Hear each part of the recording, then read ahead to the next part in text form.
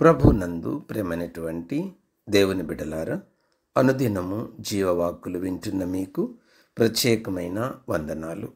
మనము గలతీ పత్రిక 5వ అధ్యాయం 1 నుంచి 12 వచనాలు, క్రీస్తునందు స్వాతంత్ర్యం అన్న అంశంలో 2 వచనాలు పూర్తి చేసి ఈరోజు 3వ వచనానికి వచ్చాము.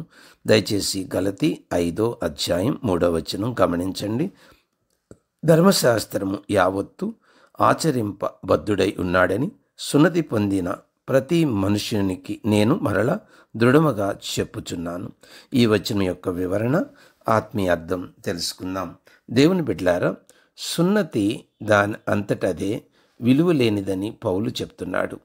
ఎందుకంటే ధర్మశాస్త్రం వలన రక్షంబట్టుకు నిరీక్షిస్తే అందులో కొంత భాగం మాత్రమే కాకుండా ధర్మశాస్త్రము అంతటిని గైకొనాలి. ఎందుకంటే 600కు పైగా వేరువేరు ఆజ్ఞలు, కట్టడలు యూదా ధర్మశాస్త్రములో ఉన్నాయి. ప్రతి ఒక్కదాన్ని పరిపూర్ణంగా అన్ని వేళలా గైకుంటే అప్పుడు నిజంగా రక్షణ వచ్చినట్టే. కానీ అలా ఎవరికైనా వచ్చిందా? లేదు. పోనీ ఎవరైనా గైకొన్నారా? లేదు. అలాంటప్పుడు ధర్మశాస్త్రం మనిషిని రక్షించగలదా? లేదు.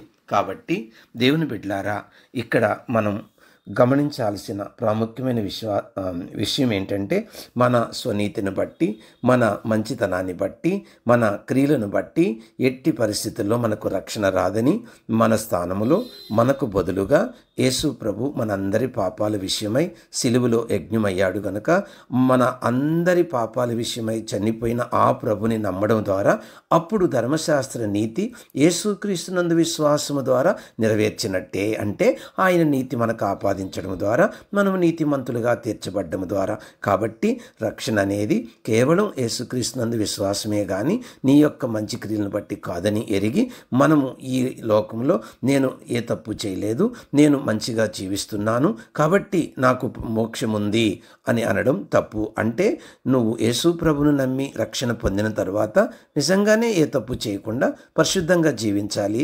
అయితే యేసయ్యన పక్కన పెట్టి నేను మంచిగా జీవిస్తున్నాను కాబట్టి నాకు మోక్షం వస్తుందంటే మాత్రం అది జరగని పని.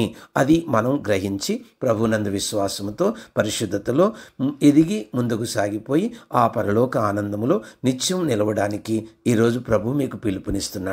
ఆ విధంగా విశ్వాసములో కొనసాగడానికి దేవుని కృప మీకు సహాయం చేసి నడిపించును గాక. Amen. May God bless you all.